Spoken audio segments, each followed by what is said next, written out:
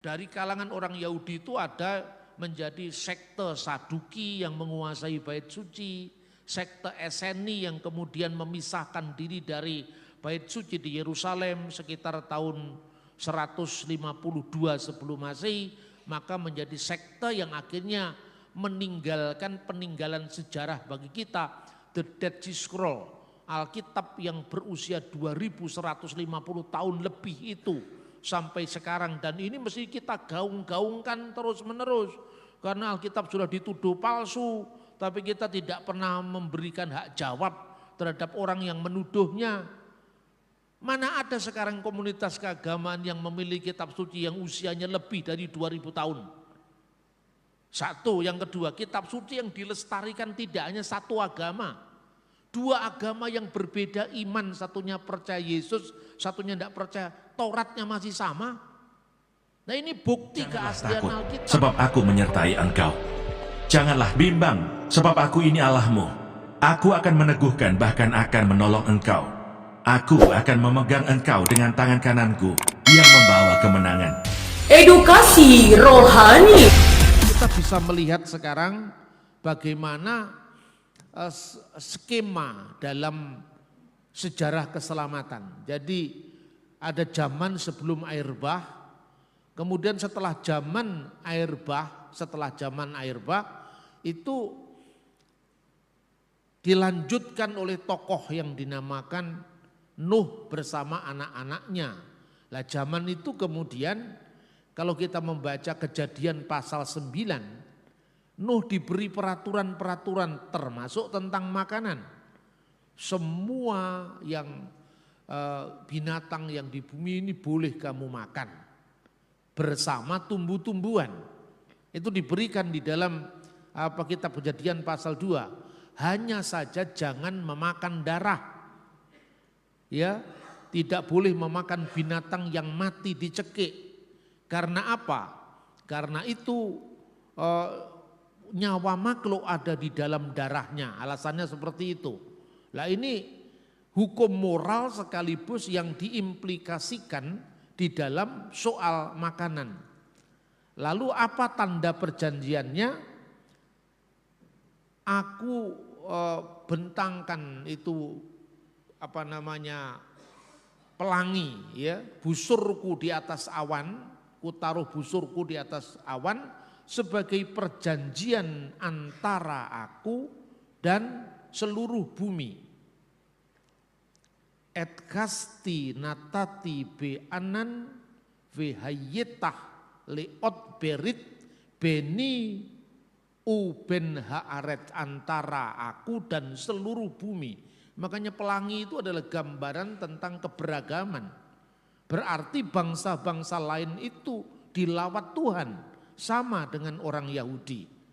Nah setelah munculnya pemanggilan Abraham, Abraham ini separuh hidupnya mewakili sebagai Abhagoyim, bapak bangsa-bangsa. Kapan itu? Sebelum Abraham disunat. Dia menjadi wakil dari bapak bangsa-bangsa. Makanya Paulus dalam suratnya sering mengangkat tema Abraham itu. Apakah Abraham itu dipanggil jadikan bapak orang beriman itu setelah atau sebelum dia bersunat? Lalu Paulus mengatakan sebelum dia bersunat. Berarti Abraham juga mewakili bangsa-bangsa lain. Tapi setelah Abraham disunat melalui putranya yang namanya Ishak, usia 8 hari disunat, dia mewakili bangsa Yahudi. Nah karena itu tentang panggilan Abraham itu menjadi tema dalam hubungan Yahudi dan Kristen pada awal sejarah gereja. Nah kemudian setelah munculnya umat Israel, sunat itu menjadi perjanjian yang dilanjutkan, diterus sampaikan lewat Ishak. Maka sunatnya 8 hari. Kita juga membaca Injil Lukas karena Yesus itu penggenap Taurat, di mana ditegaskan bahwa Yesus disunatkan pada hari ke-8. Itulah sebabnya sekalipun gereja mula-mula menghitung Natalnya Yesus, itu lahirnya tanggal 25 Desember, Tetapi yang dicatat sebagai orang Yahudi hari sunatnya. Maka kalau di gereja ortodok tanggal 1 Januari itu diperingati sebagai sunatnya Yesus Kristus.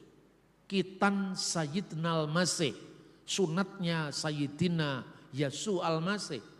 Karena Yesus disunat 8 hari setelah kelahirannya, maka sejak zaman gereja mula-mula misalnya Hippolytus dari Roma dia mengatakan kapankah Yesus itu dilahirkan? Maka disebut Egeneto Prookto Kalandon Januarion, 8 hari sebelum 1 Januari. Kenapa 8 hari sebelum 1 Januari? Karena hari yang penting bagi orang Yahudi itu hari sunatnya, bukan hari kelahirannya. Kenapa hari sunatnya? Karena itu adalah tanda perjanjian yang namanya Brit Milah. Lah ada orang-orang Indonesia yang kemudian buta sejarah mengatakan kami lebih setia pada Taurat karena kami disunat. Lah kamu disunat umur 12 tahun, gak ada hubungannya dengan sunat perjanjian. Lah ini harus diungkap supaya kita tidak salah paham dan menyalah-nyalahkan orang lain kan. Nah kenapa Kristen kemudian tidak disunat? Kristen yang mana yang tidak disunat? Kristen yang non-Yahudi yang tidak disunat, yang Yahudi juga disunat. Itulah sebabnya Paulus menyunatkan Timotius, karena Timotius ibunya orang Yahudi. Tapi kenapa Paulus melarang menyunatkan Titus? Karena Titus orang Yunani. Sejak zaman permulaan memang tidak ada kewajiban sunat bagi orang bukan Yahudi. Ini kalau kita membaca Alkitab dalam konteks sejarah sangat clear. Nah setelah zamannya Musa, ada yang namanya pluralisme hukum. Pluralisme hukum itu apa? Lebih dari satu aturan hukum yang ada di dalam masyarakat manusia. Indonesia itu punya pluralisme hukum. Coba yang Kristen kalau nikah di mana? Jaratan sipil. Yang Islam yang nikahnya di mana? Di KUA. Kedua-duanya sah diakui negara menurut hukumnya masing-masing kan? Itu kan tinggalan dari zaman Belanda. Hukum bagi bumi putra, hukum bagi timur asing, hukum bagi masyarakat Eropa. Itulah pluralisme hukum. Lah pluralisme hukum itu juga ada di dalam Taurat. Makanya ada ketentuan tentang orang-orang asing yang tinggal di wilayah Israel. Orang-orang asing yang datang di wilayah Israel itu wajib melakukan hukum Nuh untuk dirinya, tidak wajib melakukan hukum Musa. Ini aturannya Taurat ini. Itu karena Taurat nggak pernah dibaca kan? Yang namanya proselit pintu gerbang. Itu dalam bahasa Ibrani gertosaf. Maka misalnya satu contoh ya. Saya tunjukkan ayatnya ini, aturan-aturan tentang orang-orang asing di wilayah Israel. Ini kita bisa membaca misalnya di dalam Alkitab. Ya misalnya di dalam kitab Ulangan misalnya. Janganlah kamu memakan bangkai apapun, tetapi boleh kau berikan kepada pendatang yang di dalam tempatmu untuk dimakan. Atau boleh kau jual kepada orang asing. Sebab engkaulah umat yang kudus bagi Tuhan Allahmu. Janganlah kau masak anak kambing dalam susu induknya. Janganlah kamu makan bangkai, ini jangan salah paham, bukan bangkai boleh dimakan orang bukan Yahudi. Yang disebut bangkai itu binatang yang misalnya diterkam oleh harimau misalnya. Jadi proses matinya binatang itu mati dengan sendirinya. Lah itu sama dengan bangkai, itu satu. Kedua, binatang yang disembelih di luar agama Yahudi menurut aturan rabi mereka. Karena itu isu ini pun juga muncul di Korintus. Boleh enggak kita makan binatang yang makanan yang dipersembahkan kepada berhala kan begitu kan? Itu apa artinya binatang yang disembelih tidak atas nama Allah Israel? Karena itu di luar hukum Yahudi, itu boleh dijual di pasar. Dan kata Paulus kalau kamu ke pasar, kamu boleh beli itu enggak usah ditanya sertifikat halalnya dari mana. Karena secara higienis itu sehat, tidak ada masalah. Tapi ketika dikaitkan dengan iman, Paulus mengatakan, berhala di dunia ini tidak ada. Kenapa kamu takut dengan berhala? Sedangkan berhala itu ciptaan keterbatasan manusia. Yang kamu bayangkan sebagai berhala itu berhala. Tapi kalau kamu enggak membayangkan berhala, kamu lepas daripada beban itu. Maka kalau kamu di pasar beli aja. Itu enggak usah ditanya itu sertifikatnya halal dari mana atau koser dari mana, beli saja. Wong itu penyembeliannya secara higienis sehat, tapi secara ritual tidak memenuhi syarat Yahudi. Nah, tapi kata Paulus, jangan jadi batu sandungan bagi orang yang imannya lemah. Kalau kamu masuk ke sebuah kuil pagan dan sudah tahu kalau itu persembahan yang dipersembahkan bagi berhala, kamu jangan memakannya. Nanti kalau saudaramu lihat, wah ini orang ikut dalam penyembahan berhala, orang saudaramu jadi tersandung. Menjadi Kristen itu sesuatu yang sesungguhnya kehormatan bagi orang-orang yang sadar diri. Kehormatan bagi orang-orang yang toleran terhadap pihak lain. Tanpa memaksakan apa yang kita yakini kepada orang lain, kita tidak boleh menimbulkan batu sandungan bagi orang lain.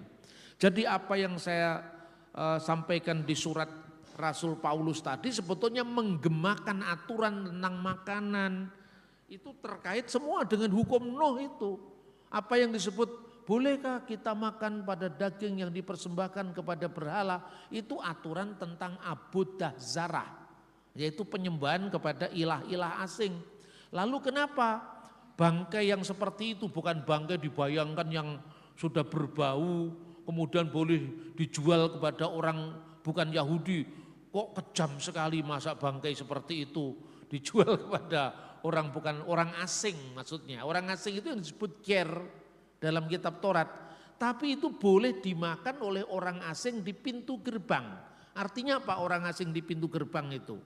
Jadi ger itu artinya orang asing, se'ar raka itu artinya se'ar itu di pintu gerbangmu. Artinya sebutan bagi orang Yahudi yang tinggal di wilayah Israel, misalnya orang Yunani, misalnya orang Arab yang tinggal di wilayah Israel, tapi mereka tidak disunat, mereka tentu sunat tidak berlaku bagi mereka.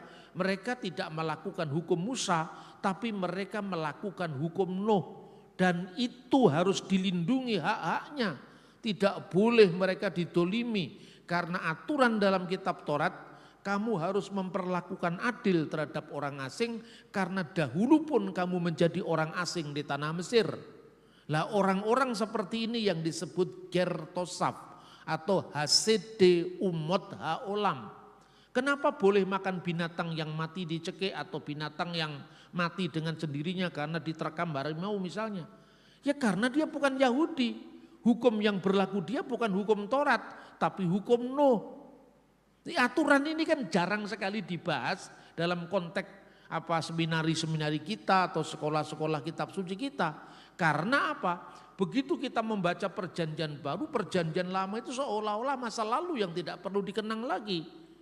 Padahal masa transisi ini penting untuk menentukan arah pemahaman gereja bagi orang Yahudi dan bagi orang bukan Yahudi. Itulah sebabnya sejak zaman gereja mula-mula sudah ada pembagian tugas. Rasul bagi orang-orang yang bersunat dan rasul bagi orang-orang yang tidak bersunat. Mengapa? Karena pada masa setelah Taurat diberikan, bagi orang Yahudi berlaku hukum Musa. Bagi orang bukan Yahudi berlaku hukum Nuh yang lebih universal. Dan orang ini disebut sebagai gertosaf atau hasede umot haolam. Lalu bagaimana kalau orang bukan Yahudi, kemudian dia kepingin sunat, kepingin merayakan hari Sabat, boleh. Itu yang namanya ger sedek. Satu langkah lagi sudah jadi masuk agama Yahudi. Tapi tidak salah soal makanan lo jadi persoalkan. Ya kan? Bagi Anda yang suka makan kambing, lanjutkan makan kambing seperti tadi pagi saya makan di Bupariem. Ya kan? Tapi yang tidak suka makan kambing silakan. Orang Papua korbannya babi, orang Arab korbannya onta. Onta juga dilarang dalam imamat Yahudi. Di dalam imamat pasal 11 yang pertama binatang yang dilarang itu onta. Lah, mereka juga makan onta kok katanya setia pada Taurat. Ya toh, bahkan orang-orang Arab itu meminum kencingnya sebagai obat. Jadi ketika Anda mengatakan, oh jijik, Babi kok dimakan, jijiknya di mana? Bang itu harum kok. Benar tidak, lebih jijik minum kencing unta dong. Makanya jangan lihat agama orang itu dari perspektif kita. Ya, saya kira itu, apalagi negara kita ini Bhinneka Tunggal Ika. Bagi orang Hindu sapi enggak boleh dimakan. Bagi orang Islam halal. Bagi orang Hindu babi boleh dimakan, bagi Islam haram. Maka tidak boleh ada yang namanya wisata halal, sebuah kota harus distempel dengan agama tertentu. Ini bertentangan dengan nafas pluralisme hukum yang berbhinneka tunggal ika di Indonesia. Bahkan dalam kitab Taurat sendiri sudah diakui tentang pluralisme hukum itu. Dan Injil melanjutkan, makanya ada rasul bagi orang Yahudi, ada rasul bagi orang bukan Yahudi. Nah gitu loh saudara-saudara. Kemudian apa buktinya bahwa pada zaman Mesias dua kelompok itu dipersatukan dalam satu atap, satu payung. Ketika para rasul kemudian bersidang di Yerusalem, dia mengutip Amos pasal 9 ayat 11 dan 12. Intinya bahwa zaman Mesias itu, firman Tuhan, semua bangsa-bangsa akan menjadi satu. Lah makanya konsep pluralisme hukum yang Yahudi berlaku hukum Musa, yang bukan Yahudi berlaku hukum Nuh, itu diteguhkan dengan kutipan Amos pasal 9 ayat 11 sampai dengan ayat 12. Lalu ketika Petrus pergi ke Antioquia, dan di sana kita melihat dia tidak cukup tegas dalam menghadapi orang-orang yang memaksakan hukum Taurat. Dalam Galatia pasal 2 itu Petrus kan makan bersama saudara-saudaranya yang bukan Yahudi, tidak masalah. Tapi begitu kedatangan orang-orang dari pengikut Yakobus, biasanya kan pengikutnya lebih galak daripada gurunya kan, sejarahnya kan begitu kan, maka dia mundur. Lah Paulus melihat itu sebagai junior, dia menegur seniornya. Anda ini seorang senior kami, kenapa Anda menimbulkan batu sandungan bagi orang yang bukan Yahudi? Sebab sejak dulu pun memang orang Yahudi tidak berlaku hukum Taurat. Kenapa menimbulkan syakwa sangka bagimu? Nah itu sudah clear. Tapi oleh orang abad pertengahan munculkan lagi. Ternyata Paulus bertentangan dengan Petrus. Maka bikin teori baru yang tidak ada kaitannya dengan runutan sejarah. Apa yang disebut Pauline Christianity, kekristenan Paulus bertentangan dengan Petrinian Christianity yang didamaikan oleh Johannine Christianity. Wong teori kayak begini kok ya dipercaya. Nggak punya akar sejarah, ini teori orang Jerman yang namanya mazhab Tübingen itu. Itu teori itu muncul setelah zamannya Pangeran Diponegoro. Yang begini diagung-agungkan. Seolah-olah kalau gereja punya kaitan dengan masa lalu itu diejek, gereja kok sudah zaman modern, sudah zaman ini kok masih pakai gereja abad kedua, ketiga, apa relevansinya? Bukan hanya relevan, ini menentukan nafas umat beriman sepanjang abad. Itulah sebabnya ketika kemudian selesai konsili Yerusalem, Kisah Rasul pasal 15 ini, kemudian kan Petrus pergi ke Roma itu kira-kira tahun 37 lah. Itu tercatat di mana? Tercatat di sejarah gereja mula-mula. Lah kalau sejarah gerejamu yang kamu baca cuma Martin Luther, enggak ngerti. Wong Martin Luther itu datangnya 6 tahun setelah Portugis menduduki Malaka. Ya ini artinya apa? Luther punya panggilan sejarah sendiri yang harus kita lanjutkan spiritnya. Zwingli, Calvin silakan, tetapi akarnya jangan hilang. Kalau akarnya jadi hilang, akhirnya Paulus dituduh menciptakan agama Kristen. Kristennya juga yes-yes saja. Malah kalau punya pendapat yang berbeda seolah-olah ini bacaannya tidak lengkap untuk zaman modern aja kok dipersoalkan. Justru yang menderawasi, yang membayani itu ketika Anda membaca transisi antara para rasul dengan gereja mula-mula kosong 1500 tahun itu yang bahasa itu. Karena apa? Kita bisa memasukkan tafsiran bebas kita ke dalam kitab suci. Yang terjadi bukan eksegese, mengambil makna yang sebenarnya dari teks, tapi mengisi teks ini dengan pikiran-pikiran kita. Gak usahlah jauh-jauh belajar Alkitab. Anda belajar sejarah saja. ancaman bagi seorang peneliti sejarah. Itu apa yang dinamakan anakronisme.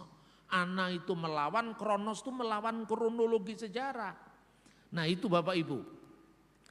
Maka kemudian kita bisa melanjutkan bagaimana ketentuan-ketentuan tentang hukum halal haram itu. Halal haram itu terpaksa kita pakai karena itu bahasa Indonesia yang sudah diterima. Tapi semoga dengan Alkitab terjemahan baru edisi 2 menggunakan kata tahir dan tidak tahir. Ini lebih cocok dengan apa yang dipergumulkan oleh gereja mula-mula. Ya, jadi orang Yahudi tidak berlaku hukum Musa dari awal, orang non-Yahudi. Sementara orang Yahudi berlaku hukum Musa. Bahwa pada akhirnya nanti setelah abad ketiga, setelah Yahudi berpisah dengan kekristenan, itu sejarahnya berjalan sendiri-sendiri. Jadi sebetulnya kekristenan itu dulu juga Yahudi kan. Kekristenan itu bagian dari Yudaisme. Dia bagian dari Israel ya, tapi Israel secara khusus Yudaisme. Karena apa? Makanya Yesus berkata kepada perempuan Samaria, karena keselamatan itu datang dari bangsa Yahudi. Loh mengapa begitu? Karena juru selamat akan lahir dari Yehuda. Maka Yesus mengatakan sekalipun orang Samaria itu baik, orang Samaria yang baik hati dipuji, ya kan? Tetapi keselamatan itu datang dari suku Yehuda. Karena juru selamat kita Yesus Kristus datang dari suku Yehuda. Tapi praksinya, kelakuan baiknya dipuji, dihormati. Tetapi ortodoksinya, ajarannya dikritisi. Itu sikapnya Yesus. Nah kemudian dari kalangan orang Yahudi itu ada menjadi sekte Saduki yang menguasai bait suci. Sekte Eseni yang kemudian memisahkan diri dari bait suci di Yerusalem sekitar tahun 152 sebelum Masehi. Maka menjadi sekte yang akhirnya meninggalkan peninggalan sejarah bagi kita, The Dead Sea Scroll, Alkitab yang berusia 2150 tahun lebih itu sampai sekarang, dan ini mesti kita gaung-gaungkan terus menerus karena Alkitab sudah dituduh palsu, tapi kita tidak pernah memberikan hak jawab terhadap orang yang menuduhnya. Mana ada sekarang komunitas keagamaan yang memiliki kitab suci yang usianya lebih dari 2000 tahun. Satu, yang kedua, kitab suci yang dilestarikan tidak hanya satu agama. Dua agama yang berbeda iman, satunya percaya Yesus, satunya tidak percaya, Tauratnya masih sama. Nah ini bukti keaslian Alkitab yang tidak main-main ini. Naskahnya masih bisa disaksikan sampai hari ini. Nah setelah perpisahan antara Yahudi dan Kristen itu, ya, karena orang-orang Parisi yang bertahan sampai hari ini. Orang-orang Parisi itu sekarang menjadi Yahudi Rabinik dan satu lagi Yahudi Karaid. Nah bedanya apa? Yahudi Karaid itu tidak percaya dengan Torah Sebealpe, Torah lisan. Mereka hanya percaya Torah Sebiktov, yaitu Kejadian, Keluaran, Imamat, Bilangan, Ulangan. Nah Yahudi Rabinik ini percaya selain Tuhan memberikan Taurat secara tertulis, Kejadian sampai Ulangan, Tuhan memberikan Taurat lisan yang diberikan kepada para imam-imam, para rabi sampai hari ini. Makanya muncullah Mishnah, kemudian Talmud. Lah dari situ terjadi apa? Rekonstruksi sejarah. Setelah Bait Allah hancur tahun 70 Masehi, Yahudi ini begitu lepas dengan kekristenan sama sekali. Jadi keduanya tidak lagi berhubungan. Akibatnya orang-orang Yahudi yang berlatar belakang diaspora, ya, yang dari Alexandria, dari Siprus, itu memiliki komunitas yang berbeda dengan orang Yahudi yang tinggal di Tanah Suci. Dan itu sejak zaman Alkitab sudah dicatat. Coba baca di Kisah Rasul pasal 6 ayat 1. Anggota jemaat Yerusalem itu terdiri dari orang-orang Yahudi yang berbahasa Yunani. Siapakah mereka? Markus, Lukas, Barnabas, Stefanus. Itu Alkitabnya Septuaginta. Septuaginta itu bahasa Yunani. Tapi ada orang Ibrani. Orang Ibrani itu orang Yahudi lokal yang bahasa sehari-harinya bahasa Aramaik. bahasa ibadahnya bahasa Ibrani. Jadi sejak zaman gereja mula-mula, bukan hanya gereja di Antioquia Syria, Yerusalem sendiri sudah ada orang Yahudi yang berbahasa Yunani. Itulah sebabnya ketika Injil kita ditulis dalam bahasa Yunani, misalnya Biblos Genesios Yesus Kristus, orang Usil mengatakan, Yesus orang Yahudi kok, bahasanya Yunani. Itu orang yang mainnya kurang jauh. Membaca sejarah hanya dilihat secara bukan hanya sambil lalu, sambil lari itu. Ya toh, sejak awal memang sudah ada komunitas beragam itu. Plus lagi Antioquia. Lah di Antioquia tadi saya kembali sejarahnya, Petrus beberapa tahun tinggal di sana lalu memantapkan gereja di Antioquia. Dia memilih kepemimpinan kembar. Nah kalau Anda membaca sejarah gereja akan ketemu ini. Yang pertama namanya Evodius. Evodius itu menjadi episkop, menjadi uskup bagi orang-orang bukan Yahudi. Karena dia keturunan petani dari Aram. Yang kedua Ignatius dari Antioquia menjadi episkopos bagi orang-orang Yahudi. Karena Ignatius ini adalah keturunan Yahudi dari Yerusalem. Konon dia adalah anak yang kepada mereka Yesus mengatakan, biarlah anak-anak itu datang kepadaku karena mereka akan memperoleh kerajaan Allah. Salah satunya itu Ignatius. Dan kalau dalam Sinaksarion, dalam sejarah gereja yang dihayati pada peringatan syahidnya orang-orang suci itu dia dilahirkan sekitar tahun 29 Masehi.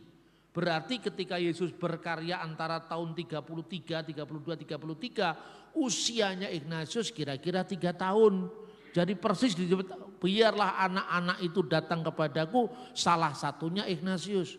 Loh Pak, itu kan di otak-atik matuk. Apanya yang otak-atik matuk? Anda mau cari di mana? Di Antioquia yang punya keturunan Yahudi kalau bukan dari Yerusalem. Lalu bagaimana Petrus tiba-tiba kenal sama mereka kemudian dijadikan pemimpin gereja di sana. Ini cara orang modern meragukan sejarah gereja yang dia tidak pahami. Gitu loh saudara-saudara. Lalu kenapa kok ada kepemimpinan kembar yang non Yahudi dan Yahudi? Karena ini melanjutkan putusan para rasul khususnya di dalam Galatia pasal 2. Karena Tuhan kata Paulus sudah memilih aku sebagai rasul bagi orang-orang yang tidak bersunat. Sementara Petrus bagi orang-orang yang bersunat. Orang-orang yang bersunat itu dibagi 2 lagi. Kenapa Petrus kalau itu untuk orang-orang bersunat dia pergi ke Ikonium, pergi ke Asia Kecil, pergi ke Kapadokia. Karena mencari orang-orang Yahudi di perantauan. Makanya dalam suratnya 1 Petrus pasal 1 ayat 1 itu kepada saudara-saudara di perantauan diaspora. Orang-orang Yahudi diaspora itu orang bahasanya Yunani, semakin ke barat lagi Latin. Itulah sebabnya Petrus punya juru penerjemah namanya Markus. Di sejarah itu clear sekali sebetulnya. Kalau kita lihat dengan kacamata yang lebih lengkap. Nah sementara Yakobus itu pimpinan bagi gereja Yerusalem yang Ibrani, yang asli dari Yerusalem yang bahasanya Ibrani dan Aramaik untuk bahasa sehari-hari. Paulus dan Barnabas diutus untuk bangsa-bangsa lain. Jadi pluralisme hukum itu dari awal, dari kitab Taurat tentang aturan Yehudim dan Goyim yang disebut sebagai Ger Tosaf, Ger Sedek, proselit pintu gerbang, kamu boleh makan binatang yang mati tanpa tanpa disembelih langsung, tapi misalnya diterkam harimau, itu boleh dimakan oleh proselit pintu gerbang, boleh dijual kepada orang asing di luar. Di tanah Israel kan ada orang-orang asing, boleh dijual tanpa harus dikatakan itu kan disembelih, tidak atas nama Allah Israel. Mereka bukan orang Israel, ya ada kebebasan beragama. Soal mereka menjadi agama Yahudi kan pilihan. Maka Yesus mengatakan biarlah lalang itu tumbuh bersama gandum sampai waktu menuai. Ini hal-hal yang sifatnya prinsip toleransi beragama yang dikembangkan dalam Taurat, termasuk urusan makanan. Kan luar biasa kan? Nah kita lanjutkan sekarang. Apakah yang disebut dengan 7 hukum bagi keturunan Nuh? Ini memang rumusan dari masa para rabi. Jadi paling awal kira-kira dikompilasikan itu abad ketiga ya. Tapi ayat-ayat ini semua sebetulnya ada dalam Alkitab misalnya. Pertama hukum Nuh itu adalah larangan abudah zarah. Abudah zarah itu secara harafiah artinya larangan menyembah ilah-ilah asing. Menyembah ilah-ilah yang tidak benar ya. Abudah zarah itu misalnya. Abudah zarah itu ditentukan dari mana? Toh di dalam kitab Kejadian setelah air bah itu kan tidak ada secara eksplisit kan. Dari mana dia tahu bangsa bukan Yahudi larangan penyembahan berhala? Dari kitab Ayub.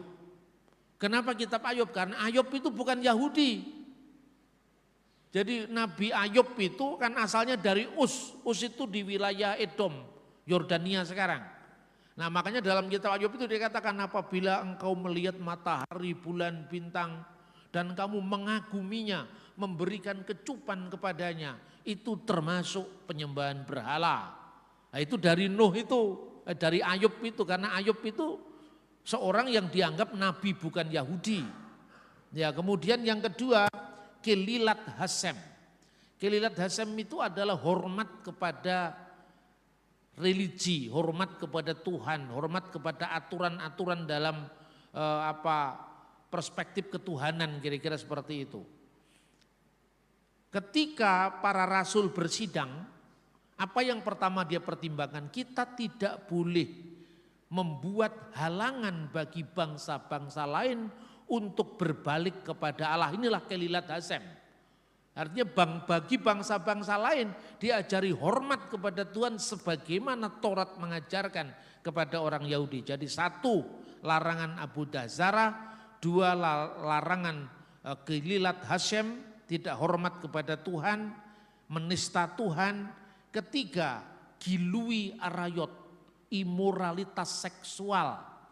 Atas karena alasan itu maka air bah didatangkan, katanya tafsiran Yahudi dari abad ketiga sebelum Masehi yang ditemukan di antara naskah-naskah Laut Mati, namanya adalah Sefer Hayuvelim.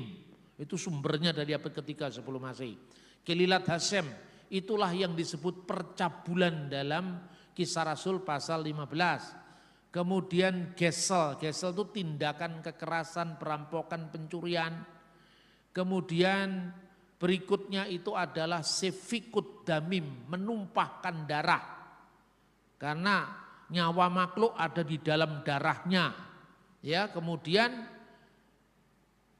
efer min hakai, makan binatang yang mati dicekik. Lah itu yang disebutkan bangkai tadi yaitu sebetulnya. Ya, kemudian yang terakhir untuk menegakkan hukum acaranya. Jadi itu kan hukum materialnya kan sudah 6 toh. Abudah zarah, Kelilat Hasem, Gilui arayot, Gesel, Efer min hakai. Lalu disebut yang namanya mahkamah yang adil yaitu dinin. Prinsip menciptakan mahkamah yang adil itu disebutkan dalam Kisah Rasul sejak dulu. Jadi Kisah Rasul pasal 15 itu sebetulnya menginstruksikan kembali kepada hukum Nuh bagi orang-orang bukan Yahudi. Konteksnya kan gini, ada orang-orang Parisi yang sudah menjadi percaya. Orang Parisi kan biasa memaksakan hukum mereka kepada orang bukan Parisi. Kenapa demikian? Nah ini sejarah lagi. Di antara orang-orang Yahudi itu sekte Saduki menguasai Bait Allah. Termasuk menguasai perekonomian Bait Allah. Semua persembahan di Bait Allah itu masuknya ke mereka. Parisinya tidak dapat bagian.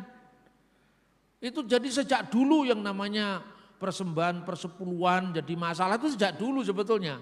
Itulah sebabnya kemudian orang Parisi itu cari penghasilan di luar bait suci. Lalu dia memproselitkan orang-orang Edom. Lah berarti kan sudah keluar dari batas keyahudian. Motivasi yang tidak tulus memenangkan bangsa lain bagi Tuhan dan bagi Taurat, itulah yang dikritik Yesus. Celakalah engkau hai ahli-ahli Taurat dan orang-orang Farisi. Matius pasal 23:15. Engkau menjelajahi daratan, mengarungi lautan hanya untuk menobatkan satu orang ke dalam agamamu. Setelah dia bertobat, kamu buat dia jadi orang neraka yang 2 kali lebih jahat dari kamu sendiri. Ya, namun hasil dari proselitisme peyahudian orang-orang bukan Yahudi itu keluarga Herodes Agung. Bapaknya Herodes itu kemungkinan bertobat menjadi penganut agama Yahudi setelah melalui proses tadi. Ya, kalau orang non Yahudi tinggal di wilayah Yahudi mematuhi hukum Nuh, tapi tetap makan babi, tetap makan kelinci, tetap makan onta, ya, itu disebut sebagai ger tosaf. Nah, kalau mereka satu langkah lagi seperti bapaknya Herodes Agung, Antipater, namanya Gersedek. Dia menjadi orang bukan Yahudi tapi menganut agama Yahudi. Dia disunat, gitu loh kira-kira. Nah, pada zaman para rasul, mereka ingin orang-orang yang bukan Yahudi yang menjadi percaya kepada Yesus harus disunat lebih dahulu dan harus mengikuti hukum Musa. Ini bertentangan dengan kebijakan mereka sendiri sebetulnya. Nah, kalau kita lihat siapa yang sekarang berani menyalahkan Paulus? Makanya selalu saya katakan, coba kamu cari di mana Paulus pernah melanggar Taurat. Enak aja ngomong. Oh, itu Paulus melarang menyunatkan Timotius. Melarang menyunatkan Titus. Ya karena Titus orang Yunani memang sejak dulu. Sunat enggak berlaku bagi orang Yunani atau orang non Yahudi. Nah, itu sudah latar belakangnya seperti itu. Makanya Herodes Agung sangat ketakutan begitu mendengar raja orang Yahudi telah lahir. Karena apa? Dia orang Edom. Orang Edom yang menganut agama Yahudi diangkat raja Yahudi oleh penjajah asing Roma pagan waktu itu. Makanya dia mau membunuh orang yang di bawah umur 2 tahun karena dianggap mengancam otoritasnya. Dan sebagai orang penganut agama Yahudi tentu saja dia membaca perjanjian lama. Herodes pasti membaca bahwa zaman Mesias Edom akan ditaklukkan. Lah itu suku bapaknya. Coba kalau kita membaca sejarah clear kan seluruh ayat Alkitab itu bisa kita bahas dengan sangat cermat ya. Nah, kita lanjutkan. Inilah salah satu bentuk kampanye hukum Nuh di wilayah Israel sampai hari ini. Lakukanlah ini, rabi yang terkenal sekarang sudah almarhum beberapa waktu lalu. Hilang. Sudah almarhum beberapa waktu lalu.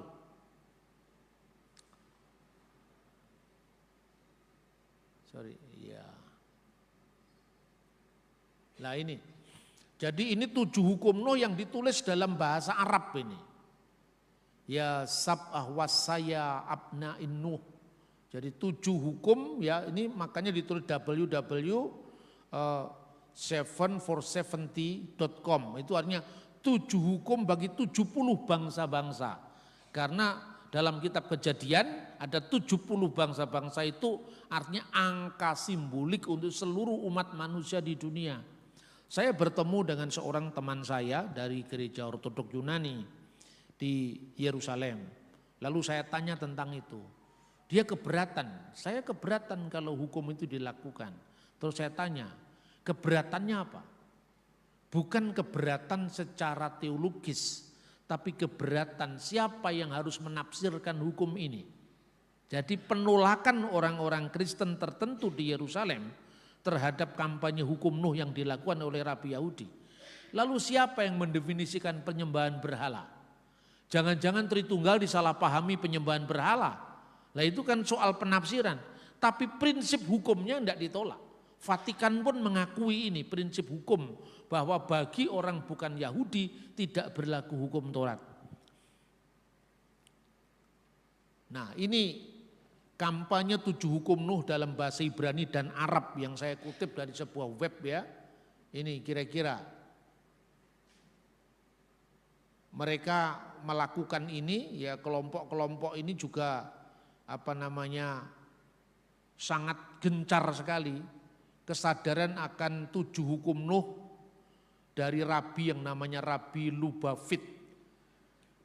kadang digantungkan di kota Arab namanya Kalansawa di Saron dekat kota Taibeh di bawah judul Hasidut Kalansawa dengan logo Hasidut Khafat. Ya suatu hal yang asing bagi kita mungkin ya, yaitu yang sekarang ada di tanah Israel. Maka setiap kali saya membawa grup ke Israel itu biasanya mereka ada yang kuning-kuning ini ditempelkan di jalan-jalan. Lalu tanya kepada saya, apa ini? Ini lihat kampanye hukum Nuh. Jadi keberatan kita orang-orang Kristen adalah pelaksanaan hukum ini. Siapa yang harus menjelaskan? Karena Israel itu negara demokratik, negara modern. Tidak ada pemaksaan agama. Makanya kalau kemarin ada orang-orang Yahudi garis keras, ada 1-2 orang waktu ada jalan salib diludahi, itu kasuistis yang meludahi itu sudah ditangkap sama pemerintah. Tapi di Indonesia dibesar-besarkan. Maka saya katakan tensi keagamaan masing-masing wilayah itu satu dengan lain tinggi rendahnya berbeda.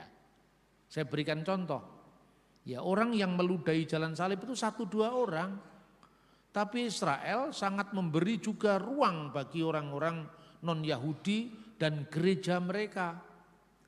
Kadang-kadang mereka bertengkar polisi Israel dengan beberapa penanggung jawab situs dari gereja Katolik maupun gereja Ortodok. Itu kasuistis dimanapun pernah terjadi. Nah kalau di Indonesia gereja ditutup izinnya sudah ada saja sering terjadi atau enggak dapat izin, itu enggak pernah dipersoalkan. Satu orang meludah aja dibesar-besarkan. Itulah salah satu akibat dari era medsos ini kan. Tapi saya sampaikan Anda kalau bawa salib sebesar apapun keluar dari Israel lewat Yordan enggak pernah dipersoalkan. Karena umat Islam lebih bisa menerima simbol salib dan kekristenan ketimbang simbol Yahudi. Kalau Anda membawa kalung bintang Daud, ya saya tuh pernah membawa itu guntingan gantungan kunci. Kemarin itu bulan Desember disuruh mematahkan. Tangan saya tidak kuat lalu dikasih itu catut suruh mematahkan.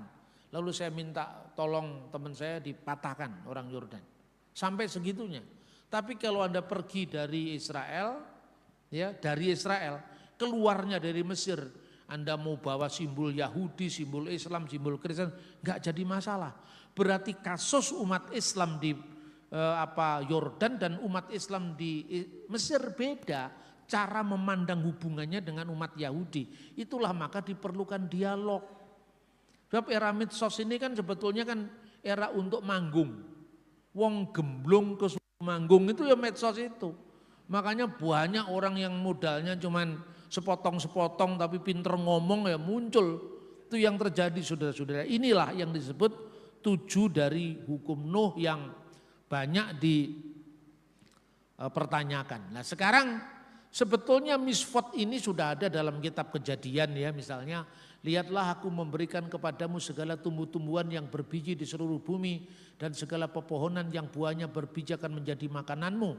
Segala yang bergerak dan hidup akan menjadi makananmu. Tidak berarti kapal selam juga dimakan. Ini konteksnya apa?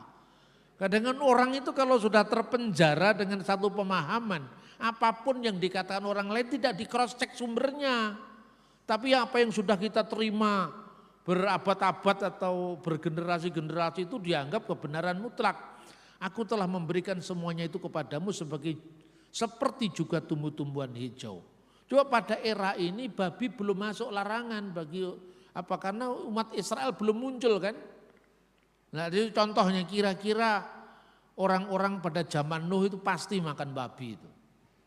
Gitu loh kira-kira cara berpikir historis kan.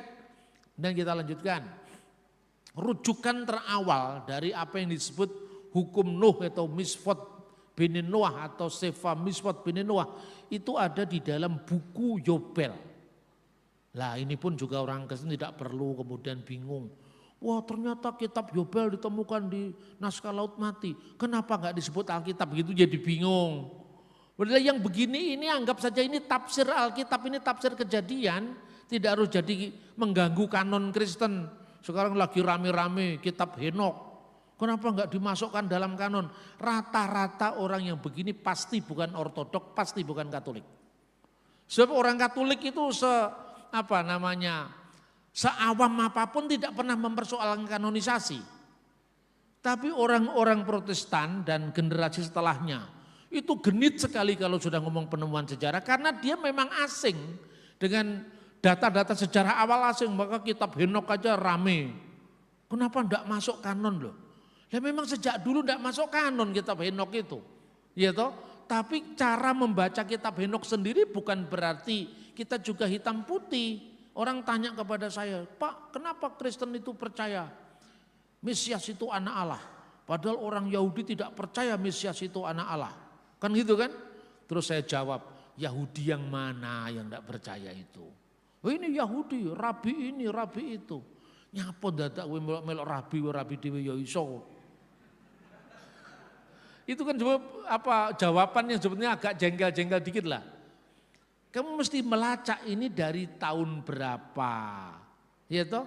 Memang orang-orang Yahudi rabbinik itu salah satu reaksi terhadap kekristenan. Salah satu reaksi karena Kristen selalu mengatakan Yesus itu anak Allah dan seterusnya itu. Kan Yahudi rabbinik ini kan baru muncul setelah runtuhnya Bait Suci. Tahun 70 Masehi paling tidak awalnya yang mereka sebut sebagai konsili Yamnia itu tahun 90-an. Lah Kristen sudah berdiri tahun 33. Kalau ngomong tua-tuanya lebih tua Kristen lah. Kenapa kita harus minder kan gitu kan? Nah terus saya tuh coba kamu cari referensi yang lebih tua daripada Yahudi rabbinik. Apa? Yahudi Eseni. Lah di Eseni itu ada namanya kitab Henok. Dalam kitab Henok itu Mesias yang ditunggu-tunggu itu anak Allah. Cocok dengan klaimnya Kristen kan? Tapi kalau kamu baca kitab Henok kemudian malaikat turun ke dunia kawin dengan anak perempuan karena tertarik dengan keseksiannya, masa kamu juga percaya itu? Yesus mengatakan di surga tidak ada kawin dan mengawinkan seperti kehidupan malaikat kan gitu kan? Jadi kalau kita melihat dengan sabda Yesus ya clear semuanya.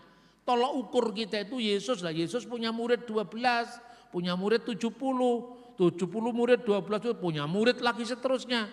Lah kenapa kita mesti percaya dengan orang yang tidak percaya pada Yesus kan gitu kan? Rujukan kita ini kan Kristus. Kristus punya murid. Muridnya punya murid lagi. Itulah yang kemudian kita lacak. Bukan kemudian Tuhan Yesus langsung rabi abad pertengahan. Lah itu hubungannya apa secara iman? Gitu loh cara berpikir historis sekaligus kita bertanggung jawab pada kitab suci kita. Ini tentang hukum Nuh itu ya. Pada tahun Yobel yang ke-28 Nuh mulai memerintah kepada putra-putranya peraturan dan perintah dan putusan. Perhatikan, berarti rujukan tentang adanya hukum Nuh itu sudah ada sebelum zaman kekristenan. Nah ini saudara-saudara, ini saya bandingkan dengan catatan seorang rabi namanya Rambam. Rambam itu Mose ben Maimun. Artinya bukan saya menundukkan diri di bawah otoritas Rabi Rambam, tidak. Tapi menunjukkan bahwa mereka juga punya penafsiran sama seperti kita punya penafsiran terhadap perjanjian lama. Misalnya penafsiran dia ini, Adam manusia pertama diberikan 6 perintah. Larangan penyembahan berhala, menista nama Tuhan, pembunuhan, hubungan seks terlarang, pencurian, perintah membangun sistem pengadilan yang adil. Kemudian yang 7, melarang makan anggota tubuh yang robek dari hewan hidup. Itu ditambahkan pada zaman Nuh seperti yang dikatakan bahkan daging nyawa ada dalam darahnya jangan kau makan dan seterusnya. Itu pendapat Rabi di abad pertengahan. Jadi Kristen bukan pendapat tunggal itu loh maksud saya. Jadi saya memberi rujukan ini kalau orang Yahudi begini, Kristen begini. Kamu pilih yang mana terserah. Lah kalau gereja ya milihnya bapak gereja bukan bapak sinagog toh. Benar apa tidak? Kan gitu cara berpikirnya. Kemudian saya lanjutkan. Setelah masa-masa kemudian kira-kira abad ketiga baru muncul pembagian hukum Musa itu 613 hukum. Ini belum ada di zaman Yesus. Dari 613 13 hukum Taurat, hukum Musa itu menjadi rumit itu akhirnya. Namanya Taryak Misfot Mose yang dijabarkan. 613 hukum itu terdiri dari ini hitung-hitungannya orang Yahudi. Taryak Misfot, ya huruf tet itu jumlahnya 400, huruf res itu jumlahnya 200, yod itu jumlahnya 10, gimel jumlahnya 3. Akhirnya jadi 613 lalu dirinci satu persatu. Kalau Bapak Ibu tidak percaya dengan rincian ini tetap bisa masuk surga. Karena ini tidak mengikat kita. Saya hanya memberikan contoh cara-cara orang-orang Yahudi membaca teks suci, ya. Tapi kita mesti respek kepada mereka karena setiap huruf dalam kitab Taurat itu punya makna. Yohanes pasal 10. Gembala yang baik. Aku berkata kepadamu, sesungguhnya siapa yang masuk ke dalam kandang domba dengan tidak melalui pintu, tetapi dengan memanjat tembok, ia adalah seorang pencuri dan seorang perampok. Tetapi siapa yang masuk melalui pintu, ia adalah gembala domba. Untuk dia penjaga membuka pintu, dan domba-domba mendengarkan suaranya, dan ia memanggil domba-dombanya masing-masing menurut namanya, dan menuntunnya keluar. Jika semua dombanya telah dibawanya keluar, ia berjalan di depan mereka, dan domba-domba itu mengikuti dia, karena mereka mengenal suaranya. Tetapi seorang asing pasti tidak mereka ikuti, malah mereka lari daripadanya, karena suara orang-orang asing tidak mereka kenal. Itulah yang dikatakan Yesus dalam perumpamaan kepada mereka, tetapi mereka tidak mengerti apa maksudnya. Ia berkata demikian kepada mereka. Maka kata Yesus sekali lagi, Aku berkata kepadamu, sesungguhnya akulah pintu ke domba-domba itu. Semua orang yang datang sebelum aku adalah pencuri dan perampok, dan domba-domba itu tidak mendengarkan mereka. Akulah pintu, barang siapa masuk melalui aku, ia akan selamat, dan ia akan masuk dan keluar dan menemukan padang rumput. Pencuri datang hanya untuk mencuri, dan membunuh, dan membinasakan. Aku datang supaya mereka mempunyai hidup, dan mempunyainya dalam segala kelimpahan. Akulah gembala yang baik. Gembala yang baik memberikan nyawanya bagi domba-dombanya. Sedangkan seorang upahan yang bukan gembala dan yang bukan pemilik domba-domba itu sendiri, ketika melihat serigala datang, meninggalkan domba-domba itu lalu lari, sehingga serigala itu menerkam dan mencerai-beraikan domba-domba itu. Ia lari karena ia seorang upahan dan tidak memperhatikan domba-domba itu. Akulah gembala yang baik, dan aku mengenal domba-dombaku, dan domba-dombaku mengenal aku, sama seperti Bapa mengenal aku, dan aku mengenal Bapa, dan aku memberikan nyawaku bagi domba-dombaku. Ada lagi padaku domba-domba lain yang bukan dari kandang ini. Domba-domba itu harus kutuntun juga, dan mereka akan mendengarkan suaraku, dan mereka akan menjadi satu kawanan dengan satu gembala. Bapa mengasihi aku oleh karena aku memberikan nyawaku untuk menerimanya kembali. Tidak seorang pun mengambilnya daripadaku, melainkan aku memberikannya menurut kehendakku sendiri. Aku berkuasa memberikannya dan berkuasa mengambilnya kembali. Inilah tugas yang kuterima dari Bapakku. Maka timbullah pula pertentangan di antara orang-orang Yahudi karena perkataan itu. Banyak di antara mereka berkata, Ia kerasukan setan dan gila. Mengapa kamu mendengarkan dia? Yang lain berkata, itu bukan perkataan orang yang kerasukan setan. Dapatkah setan memelekkan mata orang-orang buta? Yesus ditolak oleh orang Yahudi. Tidak lama kemudian tibalah hari raya pentahbisan Bait Allah di Yerusalem. Ketika itu musim dingin, dan Yesus berjalan-jalan di Bait Allah, diserami Salomo. Maka orang-orang Yahudi mengelilingi dia dan berkata kepadanya, Berapa lama lagi engkau membiarkan kami hidup dalam kebimbangan? Jikalau engkau Mesias, katakanlah terus terang kepada kami. Yesus menjawab mereka, Aku telah mengatakannya kepada kamu, tetapi kamu tidak percaya. Pekerjaan-pekerjaan yang kulakukan dalam nama Bapakku, itulah yang memberikan kesaksian tentang aku. Tetapi kamu tidak percaya, karena kamu tidak termasuk domba-dombaku. Domba-dombaku mendengarkan suaraku, dan aku mengenal mereka, dan mereka mengikut aku. Dan aku memberikan hidup yang kekal kepada mereka, dan mereka pasti tidak akan binasa sampai selama-lamanya, dan seorang pun tidak akan merebut mereka dari tanganku. Bapa-Ku yang memberikan mereka kepadaku lebih besar daripada siapapun, dan seorang pun tidak dapat merebut mereka dari tangan Bapa. Aku dan Bapa adalah satu. Sekali lagi orang-orang Yahudi mengambil batu untuk melempari Yesus. Kata Yesus kepada mereka, "Banyak pekerjaan baik yang berasal dari Bapa-Ku yang kuperlihatkan kepadamu. Pekerjaan manakah di antaranya yang menyebabkan kamu mau melempari aku?" Jawab orang-orang Yahudi itu, "Bukan karena suatu pekerjaan baik, maka kami mau melempari engkau, melainkan karena engkau menghujat Allah, dan karena engkau, sekalipun hanya seorang manusia saja, menyamakan dirimu dengan Allah." Kata Yesus kepada mereka, "Tidakkah ada tertulis dalam kitab Taurat kamu, aku telah berfirman, kamu adalah Allah?" Jikalau mereka kepada siapa firman itu disampaikan disebut Allah, sedang kitab suci tidak dapat dibatalkan, masihkah kamu berkata kepada Dia yang dikuduskan oleh Bapa dan yang telah diutusnya ke dalam dunia, engkau menghujat Allah, karena aku telah berkata, aku anak Allah? Jikalau aku tidak melakukan pekerjaan-pekerjaan Bapa-Ku, janganlah percaya kepadaku. Tetapi jikalau aku melakukannya, dan kamu tidak mau percaya kepadaku, percayalah akan pekerjaan-pekerjaan itu, supaya kamu boleh mengetahui dan mengerti bahwa Bapa di dalam aku, dan aku di dalam Bapa. Janganlah takut, sebab aku menyertai engkau. Janganlah bimbang, sebab aku ini Allahmu. Aku akan meneguhkan, bahkan akan menolong engkau. Aku akan memegang engkau dengan tangan kananku yang membawa kemenangan. Edukasi rohani.